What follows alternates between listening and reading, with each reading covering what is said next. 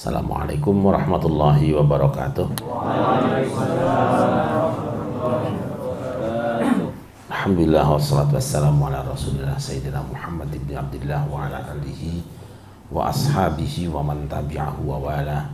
Rabbi shrah li sadri wa yassir li amri wa hlul 'uqdatam min lisani yafqahu qawli. Subhanaka la ilma lana illa ma 'allamtana innaka antal alimul hakim. Amma ba'du. Yang terhormat pimpinan Pos Logistik Bapak Raden Dr. Andes Ardiansyah beserta keluarga, teman-teman sekalian dan hadirin hamba-hamba Allah yang menyaksikan kajian kita pada malam hari ini. Terlebih dahulu saya ingin mengajak semua yang hadir dan menyaksikan acara ini untuk bersama-sama membaca suratul Fatihah yang fadilahnya, sawabnya kita tujukan kepada para ulama kita yang sedang berkumpul di Mu'tamar Nahdlatul Ulama ke-34 di Bandar Lampung. Kita doakan mudah-mudahan acara tersebut lancar, baik, dan hasil yang diperoleh juga memberikan kemaslahatan pada kita semuanya. Rahadinya Al-Fatihah.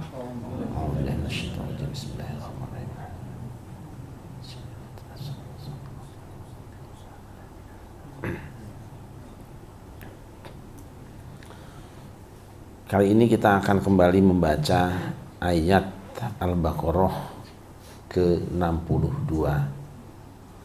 A'udzu billahi minasy syaithanir rajim. Bismillahirrahmanirrahim.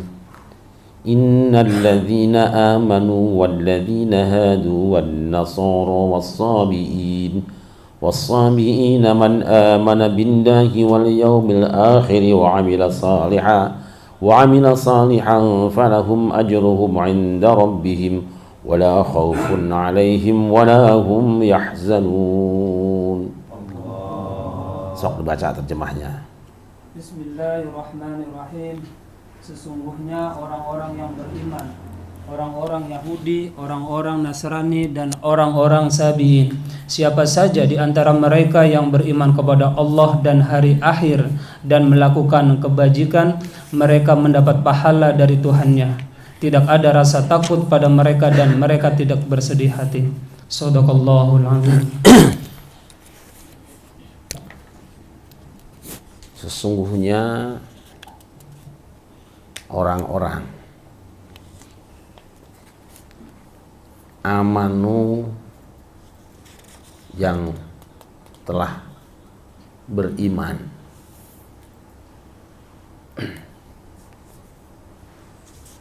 walladzina dan orang-orang hadu yang telah jadi Yahudi, asalnya itu kembali,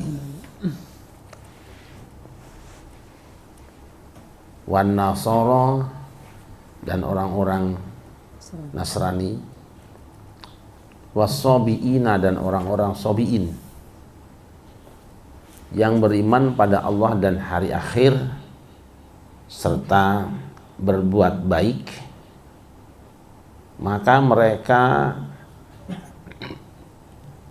untuk mereka pahala mereka di sisi Tuhan mereka, dan tidak ada kekhawatiran bagi mereka, dan tidak pula mereka bersedih hati. Ini terjemahnya kita gunakan terjemah satu-satu perkata dulu, karena kalau langsung menggunakan terjemahan tadi kadang-kadang ada yang rasanya kurang pas. Nanti bagi kita yang rajin membaca terjemahan, rajin membaca tafsir atau mempelajari bahasa Arab, akan tahu bahwa membaca teks Arabnya jauh lebih gurih daripada membaca terjemahannya, walaupun sudah ditambah uraian. Kata amanu yang berarti percaya atau iman, saddaku membenarkan.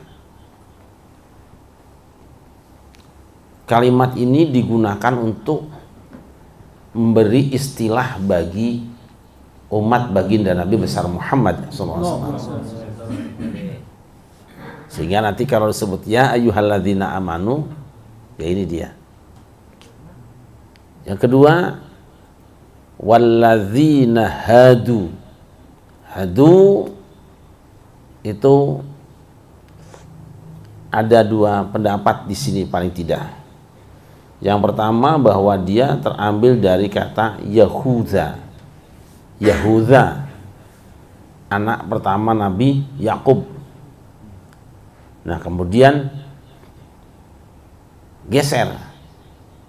Orang Arab kalau nyebut zal kadang-kadang jadi dal. Hadu, Yahuda. Sama dengan nanti perubahan di dalam bahasa kita juga. Kalau bahasa Arabnya Yahuda al-Asharyuti, Yahuda al-Asharyuti, nanti orang kita nyebutnya Yudas Iskariot. Nah, itu.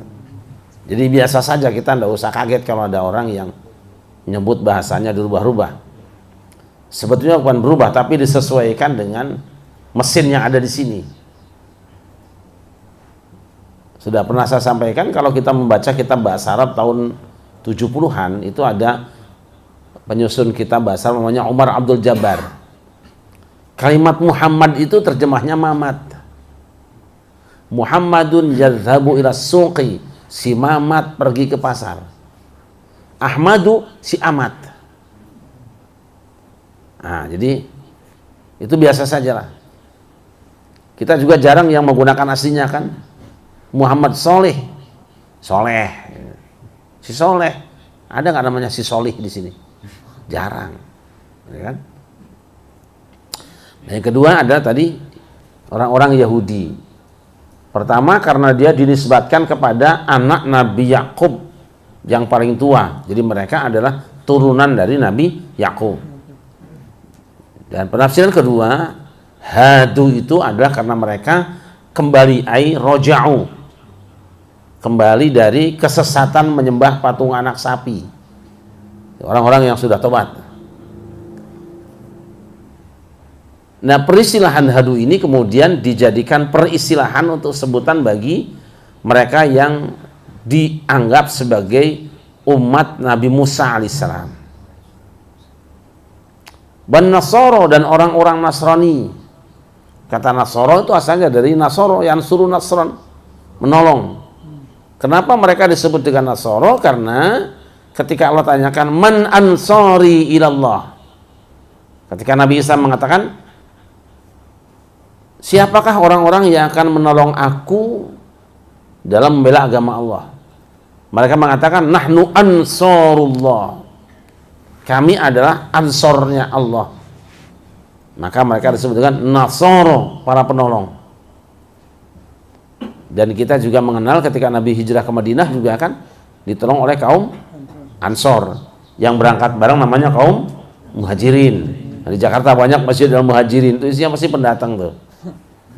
Tapi jarang yang Masjid Al-Ansor, jarang ya. Karena rata-rata orang yang datang pasti ngontrak, nggak gratis gitu kan. Kalau gratis Ansor itu.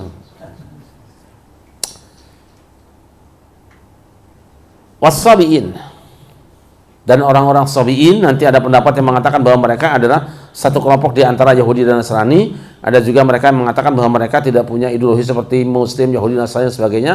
Ada juga orang-orang yang berbuat baik tapi tanpa seorang nabi dan sebagainya lah. Ini tidak terlalu penting kita bahas kalau yang beda-beda begini. Man amana billah, perhatikan.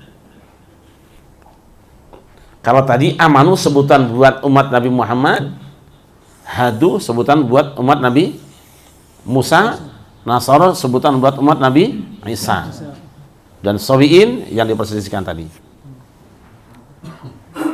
Siapa saja di antara alladzina yang memenuhi syarat man, siapa saja, mau yang tua, yang muda, yang kaya, miskin, man amana billahi wal yaumil akhiri, percaya kepada Allah. Tentu yang dimaksud dengan percaya bukan cuma adanya, percaya bahwa Allah itu ada, Maha Esa, Maha Kuasa, Maha segalanya. Wal yaumil akhiri, dan percaya akan datangnya hari akhir, kiamat. Urusan akidah dulu selesaikan. Berarti amanu hadu nasara itu bicara ideologi. Yahudi Nasrani bukan agama. Pun iman juga bukan nama agama. Umat Nabi Muhammad punya agama. Nama agamanya apa? Islam. Umat Nabi Musa punya agama. Agamanya apa? Umat Nabi Musa punya agama. Nama agamanya? Itu kan kata kita. Umat Nabi Isa punya agama, namanya? Lihat dalam Quran. Huwa sammakumul muslimin. Nabi Ibrahim sudah menamakan kita semua sebagai muslimin. Jadi sebetulnya agama itu sama. Cuma dibedakan, disebut Islam itu supaya ketahuan ini ada generasi Nabi Muhammad, sebut Yahudi generasi Nabi Musa, dan sebut Nasrani generasi Nabi Isa. Aslinya agama para nabi sama, yaitu Islam. Maka Nabi katakan, al-anbiya ikhwatun li'allat, dinuhum wahid wa ummahatuhum syatta. Para nabi itu adalah saudara, cuman beda ibu. Dinuhum wahid, agama mereka satu, Islam. Wa ummahatuhum syatta, tapi ibunya umatnya itu beda-beda. Beda-beda umatnya. Jadi agama Nabi Muhammad juga Islam, agama Nabi Musa juga Islam, agama Nabi Isa juga Islam. Bahkan semua agama sejak awal sampai akhir, judul agamanya aslinya adalah muslimin, agama Islam. Nah, kemudian dipisahkan dengan istilah-istilah ini supaya menggampangkan, supaya ada generasinya. Dah, Islam saja gitu gampangnya kan. Man amana billahi wal yaumil akhir. Yang orang-orang tadi itu beriman pada Allah dan hari akhir. Apakah dia umat Nabi Muhammad, umat Nabi Musa, umat Nabi Isa yang benar imannya kepada Allah dan hari akhir, ditambah dengan wa amila salihan. Kata amila salihan ini kadang-kadang kita kan terjemahkan langsung, tidak diterjemahkan kan, dan beramal saleh. Bayangannya kan serem. Amila itu berbuat, salihan itu baik. Gitu loh. Kalau muslih memperbaiki. Tapi kalau kita terjemahkan dengan bahasa sehari-hari dan berbuat baik, nanti kesannya bukan agama. Kesannya tidak ada hubungan dengan keimanan. Kalau orang Arab ngerti, amal soleh perbuatan baik. Nah, tapi ke Indonesia tidak diterjemahkan. Amal soleh, akhirnya makan Arab dagil. Tatakun, takwa bahasa Arab juga. Sekiranya dipindahkan ke dalam bahasa Indonesia, mungkin terasa lebih lezat. Terasa lebih kita pahami. Sama dengan al-jannah, surga. Siapa suruh terjemahnya surga? Jannah itu ya kebun, bustanun, gitu loh, mazra'atun, kebun. Tapi karena pindah ke Indonesia diterjemahkan dengan surga, bayangannya udah di sono bae tuh, udah indah banget itu. An-nar juga artinya apa? Nar artinya apa? Masaluhum kamasalil ladzis tauqada naro. Naron apa? Api. Tapi begitu masuk ke Indonesia, faulaika ashabun nar, mereka penghuni neraka. Udah bayangannya itu neraka seperti dalam agama yang lain, udah neraka bayangannya itu. Kita langsung plus itu. Surga ke atasnya lihatnya tuh. Neraka ke bawah lihatnya tuh. Kalau kita kembalikan kepada bahasa aslinya, di sana kita akan merasakan yang lain. Tafsirannya itu akan lain. Tapi tidak apa-apa, itu kan untuk mempermudah kita supaya kita gampang ambil kesimpulan, tidak kemudian tafsirannya membingungkan ya. Baik. Orang yang siapa saja di antara mukmin, Yahudi, Nasrani, Sabi'in yang beriman pada Allah dan hari akhir dan beramal soleh. Jadi dua ya. Ini semua orang kewajibannya dua. Ini akidah. Benar akidahnya. Inti akidah cuma dua, iman pada Allah dan hari akhir. Baru yang kedua, amilah salihan. Pertanyaan kita sekarang, amal soleh itu harus ada dasarnya dari wahyu atau boleh akal manusia? So. Perbuatan baik itu ukurannya nas atau akal manusia?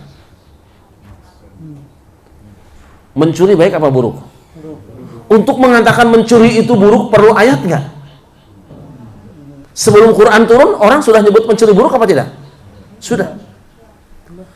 Sekarang membunuh orang, baik apa buruk? Perlukah untuk mengetahui bahwa membunuh itu buruk dengan ayat? Perlu apa tidak? Tidak. Tanpa ada ayat pun orang sudah tahu bahwa itu perbuatan buruk. Sekarang sedekah pada orang lain, baik apa buruk? Apakah untuk mengatakan orang ngasih duit ke orang, ngasih makanan ke orang, untuk mengatakan bahwa itu baik, butuh pada ayat apa tidak? Tidak. Jadi universal. Tabrak cukir, wah ini jahatnya orang, kejahatan ini. Tanpa ada ayat pun dia sudah kejahatan. Nah, kalau begitu sekarang yang dimaksud dengan amila sholihan di sini itu adalah perbuatan yang ditunjukkan oleh dalil atau oleh hukum universal akal dan hati manusia. Yang mana kira-kira? Sebab ini ada hubungannya dengan upahnya loh ya. Kira-kira amal soleh di sini itu yang dimaksud itu adalah amal soleh yang ditulis dalam Al-Quran, ditunjukkan Allah, atau semua perbuatan baik yang diterima secara tradisi oleh umat manusia. Yang mana? Nah kan, di sini kemudian nanti orang-orang Mu'tazilah berbeda dengan Ahlus Sunnah wal Jamaah. Orang-orang Ahlus Sunnah wal Jamaah mengatakan satu perbuatan dinilai baik atau buruk sangat ditentukan ada atau tidak adanya nas tentang itu. Satu perbuatan disebut buruk apabila ada dalil yang mengatakan itu buruk. Dan satu perbuatan dianggap baik kalau ada dalil baik Al-Quran maupun hadis yang mengatakan itu baik. Tanpa ada Quran dan hadisnya tidak bisa disebut baik dan buruk. Makanya apa? Wa ma kunna mu'adzibina hatta nab'atsa rasula. Kata orang-orang Mu'tazilah, Asy'ariyah, Ahlus Sunnah wal Jamaah, Allah tidak akan pernah mengazab siapapun juga sebelum diturunkan seorang rasul kepada bangsa itu. Kenapa diazab? Bayaran dari penentangan kepada para rasul. Karena menentang rasul itu adalah buruk. Itu Ahlus Sunnah wal Jamaah. Saya ulangi. Nanti berkembang. Allah tidak mengazab satu kelompok manusia atau satu bangsa sebelum mengutus seorang rasul ke sana. Begitu rasul diturunkan menjelaskan baik dan buruknya, lalu ditentang, maka disiksa bangsa itu. Tanpa itu tidak. Tetapi kata Mu'tazilah tidak begitu. Ada ayat lain. Qul la yassawil khabith wat tayyibu walau a'jabaka kasratul khabith. Katakan hai Muhammad, yang baik dan buruk itu tidak sama. Walaupun yang banyak buruknya itu lebih menarik kamu, tetap tidak sama. Jadi yang menentukan? Yang menentukan? Ketika akal sudah mengatakan, tradisi mengatakan ini buruk menurut hati manusia, akal manusia, maka tanpa harus tahu dalilnya ada Quran atau hadis mengatakan baik atau buruk, dia sudah buruk. Maka orang yang melakukan tindakan yang buruk itu akan dihukum.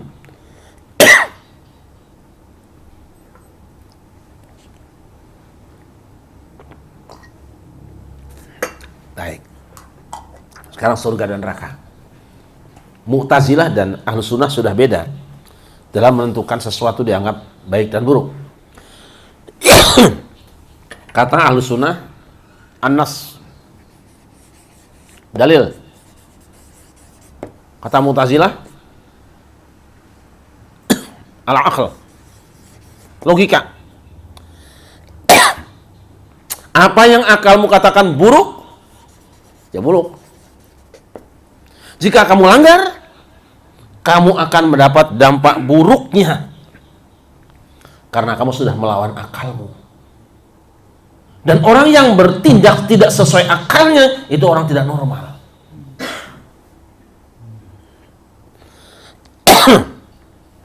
Asy'ariyah? Ini Asy'ariyah ya. Asy'ariyah itu kita Ahlus Sunnah wal Jamaah. Ini mulai diskusi kita supaya Kita nggak kaget nanti banyak YouTube aneh-aneh sekarang kan. Udah biasa buat khair, insya Allah biasa aja. Mu'tazilah, ini Asy'ariyah. Di sini biasa aja. Ini Mu'tazilah. Ini kaum rasional, ini tekstual. Tekstual, kontekstual apa? Tekstual, rasional. Kata ini,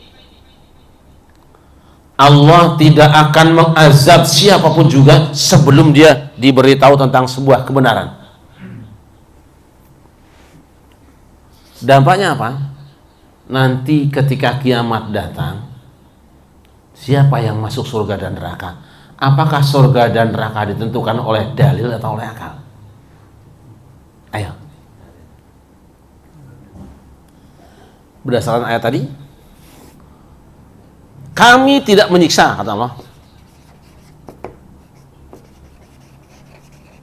sebelum mengutus Rasul.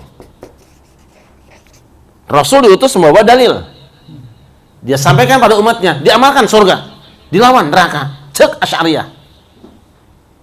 Tapi kata Mu'tazilah tidak perlu. Surga dan neraka sudah pasti ada dan tempatnya ada. Orang tidak ada yang lepas dari itu. Dasarnya apa? Gak ada Rasul datang. Gimana masuknya? Otaknya dipakai. Dimanapun orang mengatakan kalau membunuh itu pasti buruk walaupun gak ada dalil, tanpa agama. Dimanapun orang mengatakan kalau berzina itu buruk tanpa dalil, tanpa agama. Maka kalau orang berzina, kalau orang membunuh, kalau orang mencuri, memukul orang, menyakiti orang, tidak usah cari dalil, pasti dia masuk neraka. Kok nggak ada? Tidak usah pakai dalil. Teruskan yang lainnya. Orang bekerja di satu perusahaan, dia harus masuk jam 8 dan pulang jam 4. Tanpa ayat Al-Quran lah sekarang. Nggak ada hadisnya lah yang nyebut langsung seperti itu. Berangkat masuk pas jam 8 sampai jam 4. Itu baik apa buruk? Baik. Berangkatnya lebih cepat jam 6, baik apa buruk? Lebih baik. Tapi kalau berangkatnya jam 9 pulang jam 2, baik apa buruk? Maka orang itu akan disiksa dan tidak disiksa tergantung daripada yang dia sadarinya. Nah, seperti itu. Ini kan asal muasalnya itu omongan begini. Bagaimana kalau ada satu daerah yang belum pernah kedatangan seorang Rasul pun di tempat itu, lalu mereka apakah perlu beribadah apa tidak? Kalau misalnya mereka tidak sholat bagaimana? Kalau kata Asy'ariyah, ya orang tidak datang Rasul ke situ mau matinya kayak apa juga kelakuannya tanpa surga be. Mu'tazilah tidak. Datang atau tidak datang Rasul, dia sudah diberi hidayatul akal. Bimbingan akalnya, otaknya dan hatinya, dia tahu baik dan buruknya. Maka ketika dia amalkan yang baiknya, dia telah menggunakan otak dan hatinya dengan benar. Tuhan akan menghargai dia. Tapi kalau dia melanggar otak dan hatinya, dia telah menyalahi kodratnya sebagai manusia yang normal. Dia akan disiksa karena pelanggarannya. Kira-kira yang benar yang mana? Perlu dalil apa enggak? Nah, sebenarnya kan ini bisa disederhanakan. Satu, terserah saja kan itu. Yang kedua, apakah ada sebuah negeri di dunia ini yang belum pernah kedatangan Rasul dan misinya? Ada enggak? Allah sudah katakan, wa im min ummatin illa khala fiha nadhir. Tidak ada satu umat pun kecuali pernah datang seorang pemberi peringatan di tempat itu. Jadi sudah nggak ada alasan lagi manusia. Ngomong aku kan gak kedatangan Nabi, tapi kan misi kiainya sudah sampai. Di kampung pun gak ada kiai, sekarang udah pakai internet loh. Internet itu mewakili Nabi gitu loh. Gampang aja. Makin maju kok makin bodoh gitu gitu. Baik, kita upahnya. Tadi kan dua ya. Satu, iman pada Allah dan hari akhir. Yang kedua, beramal soleh. Apa upahnya? Falahum ajruhum inda rabbihim. Mereka akan mendapat upah. Ini kan dua ya. Ini keimanan, iman, ini amal soleh. Kira-kira Ini ajrun ini bahasa kitanya upah gitu loh. Buruh gitu. Kadang-kadang kita harus pahala. Ini gara-gara pahala jadi bayangannya udah nggak indah aja. Upah, ujroh. Gaji. Nah, ajir. Itu enggak, itu tajir itu. Tajir dagang. Ajrun, ujur. Upah. Bayaran. Nanti ada sawab, ada ajrun, upah. Upah dari mana? Dari iman atau dari amal? Amal tuh kerja, yang dapat upah tuh orang yang bekerja. Gitu loh. Makanya mereka akan dapat upah karena apa? Karena amal, bekerja dengan baik. Ada amal tapi sayyi'an, nggak dapat upah dia. Amal dua, ada hasanah, ada khurus sayyi'an, ada yang buruk. Karena mereka beramal soleh, maka mereka dapat upah. Karena mereka bekerja dengan baik, mereka dapat upahnya. Nah, wala khaufun 'alaihim wala hum yahzanun, ini hati. Ini kan seolah-olah fisik nih, upah cash. Oh ini khauf nih di dalam. Karena ini urusannya di dalam, hubungannya juga dengan yang di dalam. Apa? Khauf dan huzn itu akidah di dalam hati. Upah. Keyakinan itu membuahkan suara hati apa? Dua. Satu, tidak ada khauf. Dua, tidak ada huzn. Hatinya tuh tidak ada khauf dan huzn. Tidak disebut dengan upah. Seolah-olah dia sendiri yang bikin itu. Orang yang sudah punya keimanan bahwa Allah Maha Kuasa, Maha Murah, semua yang terjadi kehendak Allah, dia nggak akan khauf ke depan. Ngapain mikir ke depan? Wah, aku dari belakang datang sampai segini juga nggak pernah ikut kerja juga, hidup juga nggak pernah bikin program hidup kok, nggak pernah bikin program ini, jalan aja gelinding, nggak khauf ke depan. Kenapa kita tidak tahu apa yang akan terjadi depan? Wajibnya kita ada berikhtiar dan meminta, nggak ada khaufnya. Walahum yahzanun, dan dia tidak akan tenggelam dalam kesedihan yang pernah terjadi. Nanti sebagian ulama mengartikannya tidak khauf menghadapi akhirat dan tidak bersedih dengan kehidupan materi yang sekarang ini, dunia ini. Maka orang yang sudah punya iman itu nggak ada lagi kecemasan menghadapi hari depan atau tenggelam dalam kesedihan, nggak ada. Sebab apa? Semua yang terjadi sudah takdir Allah. Jangan meronta. Kita ini kan kadang-kadang bersedih karena merasa memiliki. Kehilangan barang sedih. Itu barang milik Allah, kamu dikasih minjem kemarin juga udah lumayan kok. Hilang pacar sedih, alah. Kamu ikut bikin juga enggak kok. Dikasih minjem 2 minggu juga sudah lumayan, cuma salah aja kenapa kamu maksiat. Jadi ambil lagi. Orang pacaran maksiat itu seperti orang kredit gak dibayar-bayar, tarik kembali sama Allah. Jadi santai saja. Itu. Semua yang terjadi sudah takdir Allah. Maka aku berharap besok ada takdir yang lebih baik. Kalau aku yakin dan nerima dengan ini, pasti ada upah sabarku. Dapat di besok. Kan sering kita nonton sinetron kan? Kalau orang yang disakiti itu sabar, dapat ganti yang baik. Tapi yang menyakiti udah bangkrut, matinya juga pas dikubur malah terbang ke pohon kan? Nah itu. Dari kan ngaku tuh. Apa itu sinetron apa itu? Bukan. Bukan. Jangan pura-pura. Bukan. Ini rata-rata pembohong ini. Jodoh wasiat. Nah, itu jujur aja kenapa sih? Jadi hafalnya kalau awal ayatnya dibaca itu. Iya kan? Tidak akan pernah ada bohongnya Allah. Nggak ada bohongnya. Nah, jadi kita nggak usah cemas ke depan. Ke depan apa sih? Tahun depan aku gimana? Belum tentu juga hidup lo mikirin. Hidup juga tenang aja. Nah, kalau mati tenang aja. Orang nggak mau ngantepin lo dikubur, bau juga nggak mau orang kan. Mana tahan dengan baunya bangkai? Mau dikubur tenang aja. Tapi juga jangan nekat. Nah, gue mah jadi orang gini-gini aja. Sholat kagak, apa gue nyolong aja. Lu dimatiin, mati gue mau dikubur, emang lu mau nungguin gue? Itu sih orang sableng ya kan. Beda keyakinan tadi. Jadi kita tidak cemas menghadapi ke depan. Sebagaimana dari belakang sampai hari ini pun kita tidak pernah memikirkan apa yang terjadi, nyatanya masih hidup. Yang membuatmu hidup sampai hari ini, dia juga yang membuatmu hidup sampai hari besok. Yang membuatmu normal sampai hari ini, dia juga yang kuasa membuat kamu normal sampai besok. Itu aja pegang imannya.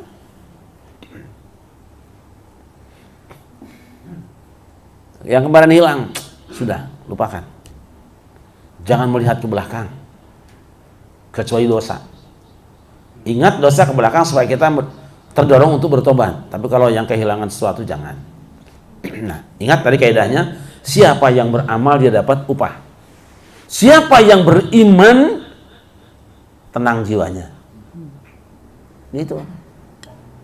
Maka yang pertama-tama harus kita lakukan adalah bagaimana mementapkan iman bahwa semua yang terjadi itu kehendak Allah.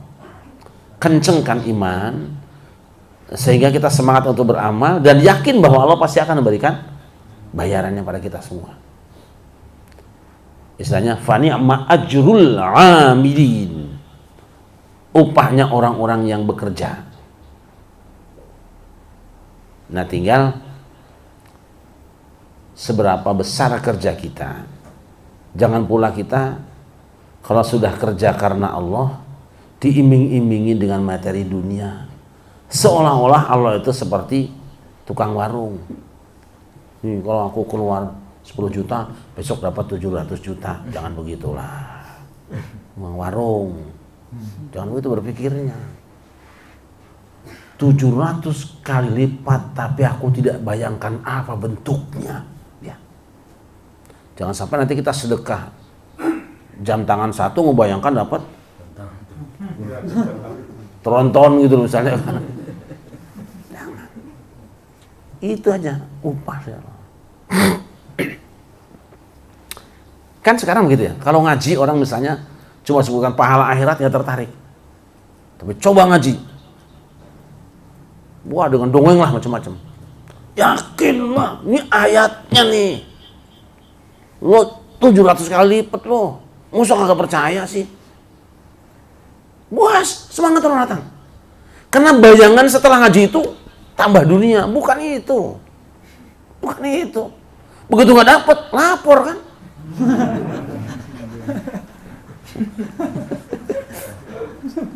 Nyalain orang. Lo salah sih ngajinya. Ustadznya bener ngasih ayatnya, bener gak bohong dia. Bukan 700 kali lipat, 1.000.000 kali lipat, surga. 100.000 surga lo dapet. Lalu kita bayangin 100.000 jadi duit lagi juga datangnya. Ya salah. Itu namanya kan ngerjain Tuhan. Nih gue kasih Tuhan 100.000, lu bayar gue kan. Lo kan kurang ajar banget begitu. Iya, bekerja. Kalau orang sudah punya ini, upahnya apa? Oh, la ainun ra'at wala udhun sami'at wala khatar ala qalbi bashar. Tidak ada satu jiwa pun yang tahu seperti apa bentuk upah dari Tuhan. Tapi kaidahnya sederhana. Tidak pernah terlihat oleh manusia, tidak pernah terdengar oleh telinga, bahkan terlintas pun oleh hati manusia tidak ada. Itu upah dari Allah. Bentuknya perempuan dong, sudah jangan dirinci lagi. Kalau perempuan lu kan tiap hari juga ngeliat. Bidadari, tiap hari lu lihat bidadari. Film Jakarta Rup itu. Pokoknya upah yang Allah berikan adalah upah yang paling membahagiakan kamu. Bahagianya tidak terukur sehingga kalaupun kamu pernah melihat sesuatu di hidup ini yang terindah, lebih dari itu indahnya. Kalau kamu pernah mendengar sesuatu yang nikmat dalam hidup lezat, indah didengar suara di hidup ini, yang terdengar nanti itu lebih dari itu. Tidak akan bisa dikejar oleh bayanganmu. Bahkan jika sekarang hatimu menghayalkan keindahan, itu nol dibandingkan dengan faktanya surga.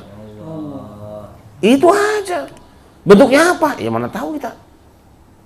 Makanya di Quran, matsalul jannatil lati wu'idal muttaqun, perumpamaan taman surga yang disediakan bagi orang takwa itu perumpamaan sebutnya.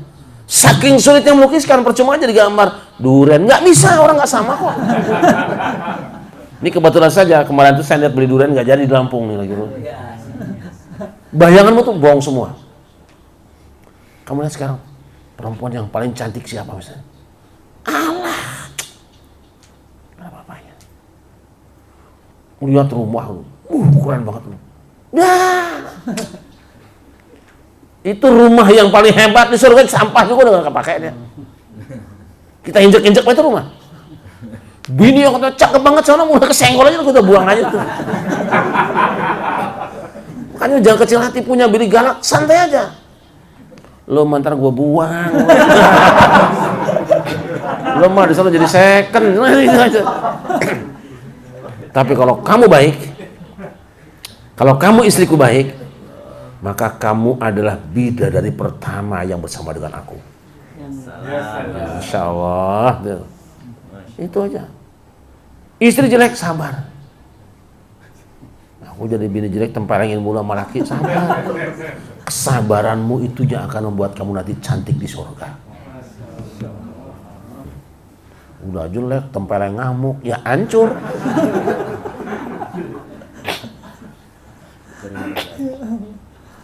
Jadi kita tidak usah mereka-reka untuk menggambarkan, ngitung-ngitung pahala Allah, berarti aku nanti, kemarin kan aku sudah nyumbang nih 50.000 nih, 50 kali 700 berapa ya? Berarti 35 juta kan? Wah ya sip lah. Besok aku mau nikah lagi, pengajian aku kasih motor. Kalau sekarang ngasih motor, besok dapat mobil deh. Ya juga sih, pulang naik angkot.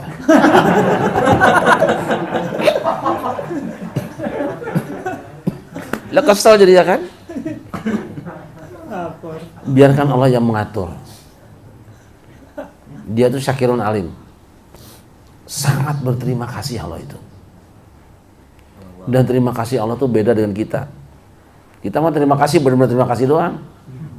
Kasih nih, makan enak. Makasih ya. Itu doang. Makanan enak dibalas terima kasih doang. Kalau Allah membalas itu lebih besar daripada yang kita berikan. Kita ngasih nih 10.000. Allah terima kasih. Aku siapin kamu sekian, tapi gak sekarang. Sebab kalau sekarang orang akan berebut beramal tapi tidak ikhlas membayangkan balasannya. Simpan sama Allah.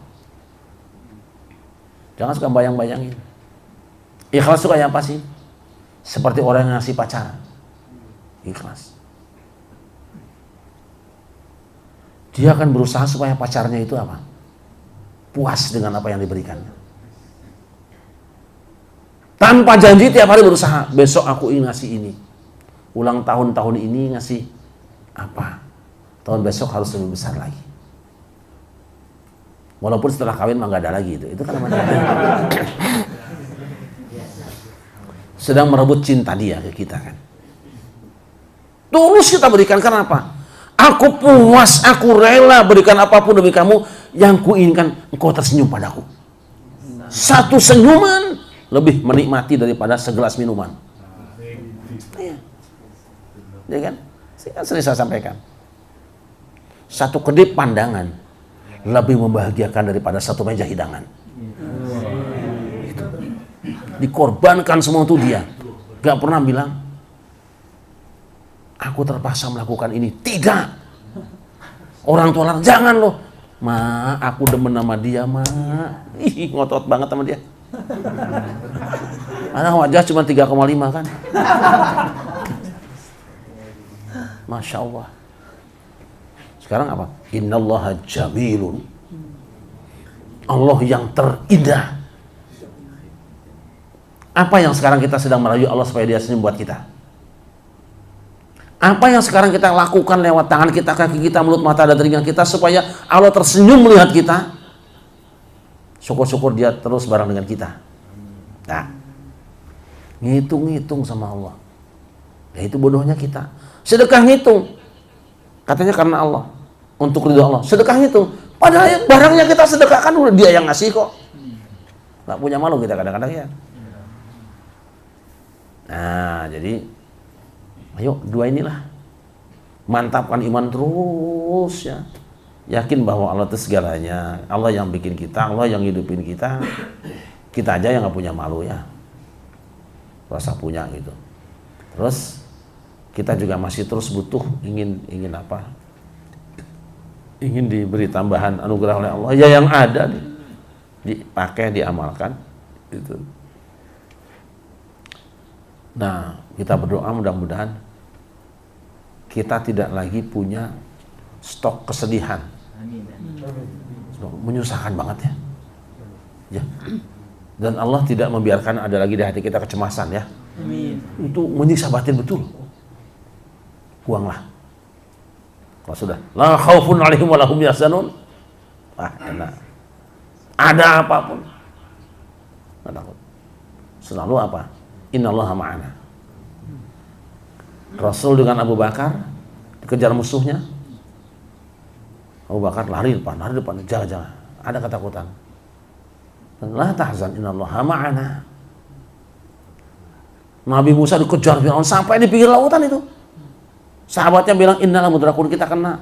Apa Musa? Inna ma'ya rabbi sayahdin, tenang aja Mas. Dia ada kok. Perlunya apa? Yakin menggantungkan ke dia. Nah, hilanglah insyaallah ya, mudah-mudahan kesedihan hilang ya. Kesedihan hilang, tapi hilangnya kesedihan itu kalau yang maha segalanya ada di sini. Simpen.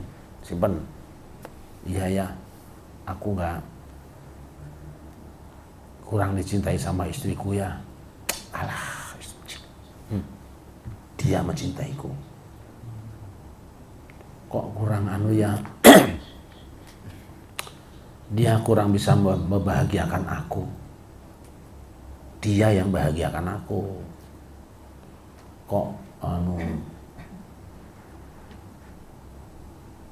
aku tidak disenangi sama tetanggaku karena aku punya prestasi. Dia mencintai aku. Nah, itu buanglah.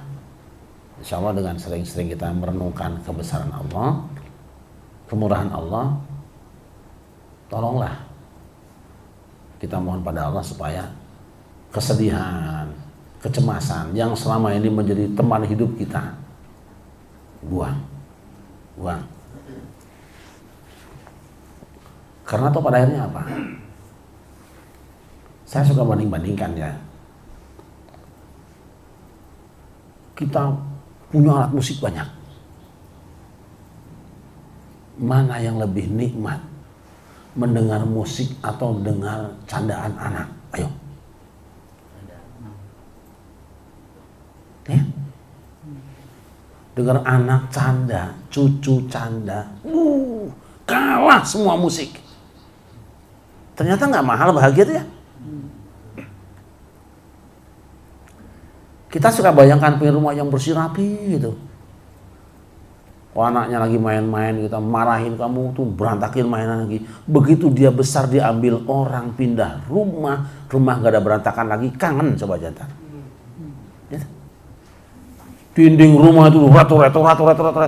Kamu tuh brengsek banget ya. Ini catnya mahal. Begitu anaknya sudah besar gak ada orat-orat, kangen gak? Cobain aja. Malah kita cari-cari, aduh sayang kenapa kita hapus dulu ya. Terusan Sintong kemana dulu ya. Paling cerita, Tong, lo mah dulu waktu kecil, ini tembok abis lu coretin. Ya bapak bohong lo. Kadang ada buktinya. Kadang-kadang kita tidak siap ketika itu terjadi, dan ketika sudah pergi kita menyesali. Karena apa? Kita bisa saja hari ini menertawakan orang, tapi satu saat kita menangisi nasib diri. Ya. Lihat orang tua jelek, tawa, wah ger-ger ketawain, jelek banget ya engkong ya. Besok lo nangis lo ditonton bocah, disorakin bocah-bocah, orang gila. Hari-hari itu akan berganti, percayalah. Itu perempuan cantik tuh belakang tuh, kalian tahu? Tuh nenek-nenek yang jalannya kayak kebong injak tai kucing. Tuh dulu cantik seperti kamu, dan besok kamu jelek seperti iya. Tunggulah, sabar sejenak, dan waktunya tidak lama.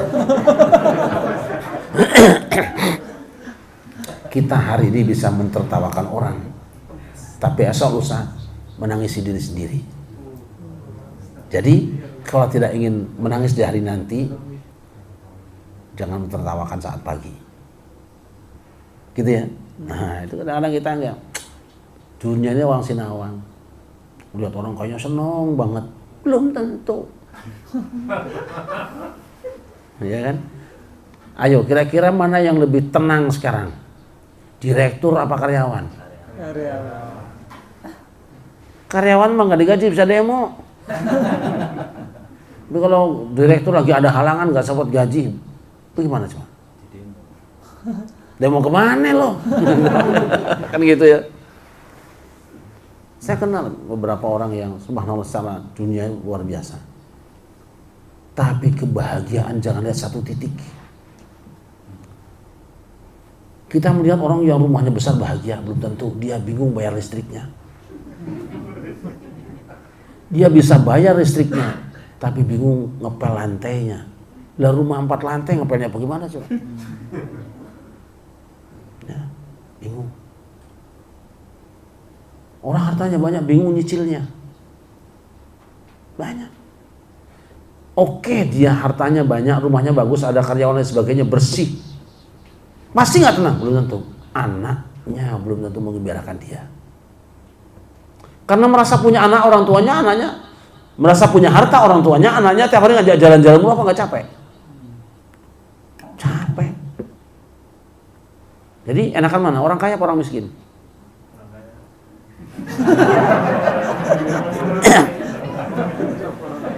Itu yang bikin dia tidak enak karena belum kaya.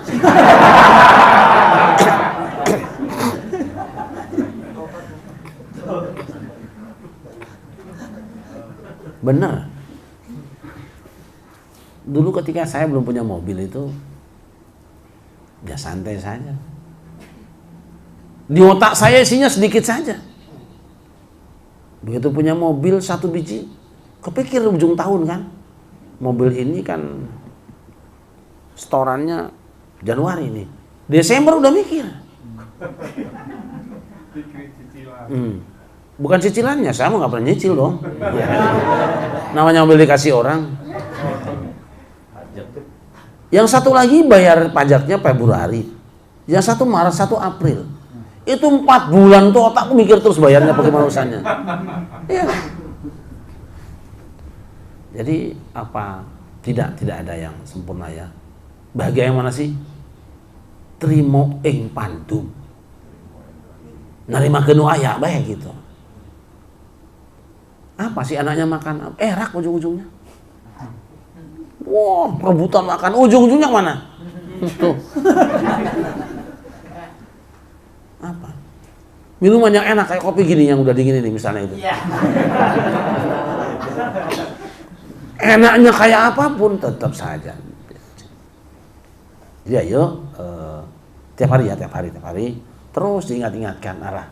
Kita rebut itu aja tuh, ketenangan dan balasan nanti di situ. Orang boleh bangga di sini harta kekayaannya, ntar gue rebut di situ. Boleh sombong di sini, selesainya tadi sana. Maka ketika kita jembar rezeki, ya berbagilah. Ketika kita punya kemampuan, berbagilah. Sebaliknya ketika ada orang lain yang punya masalah, rebutlah dan jadilah pahlawan pertama kita. Tetangga punya hutang, kita maju duluan.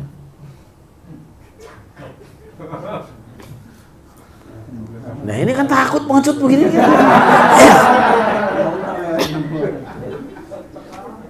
Kapan doamu akan dikabulkan? Tanya, kapan tanganmu sudah diulurkan?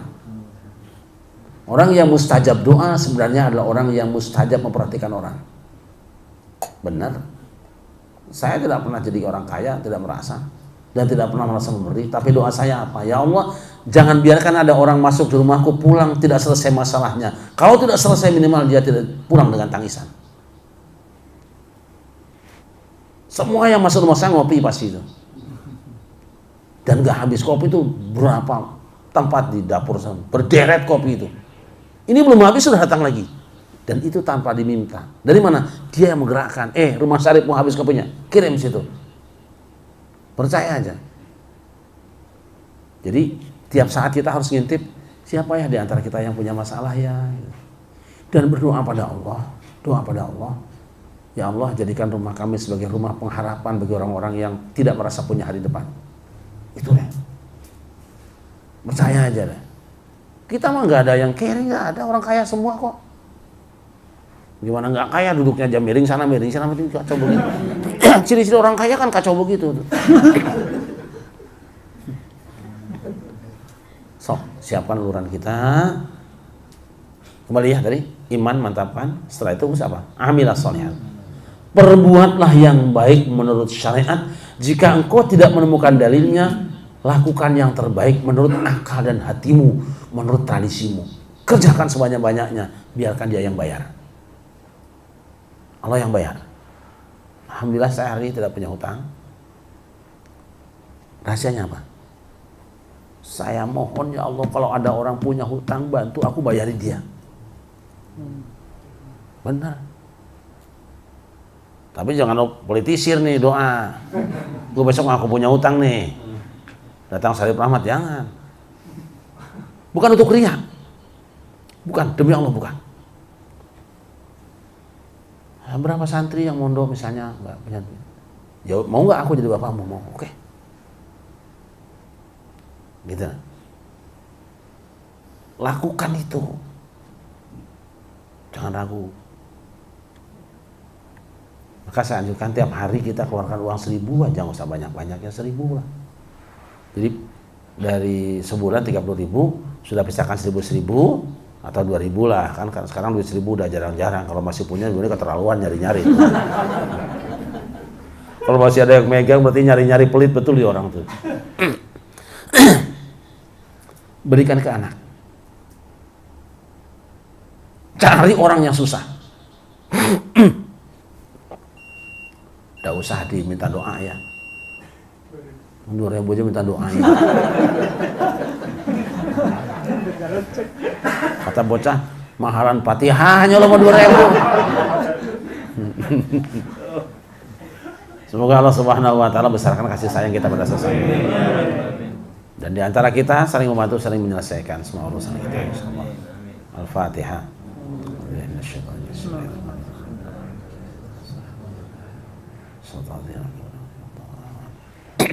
Bismillahirrahmanirrahim. Assalamualaikum warahmatullahi wabarakatuh.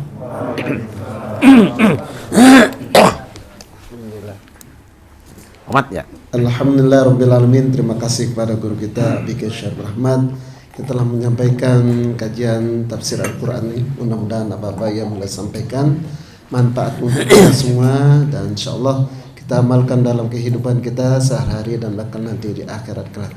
Dari kami akhirul kalam. Assalamualaikum warahmatullahi wabarakatuh.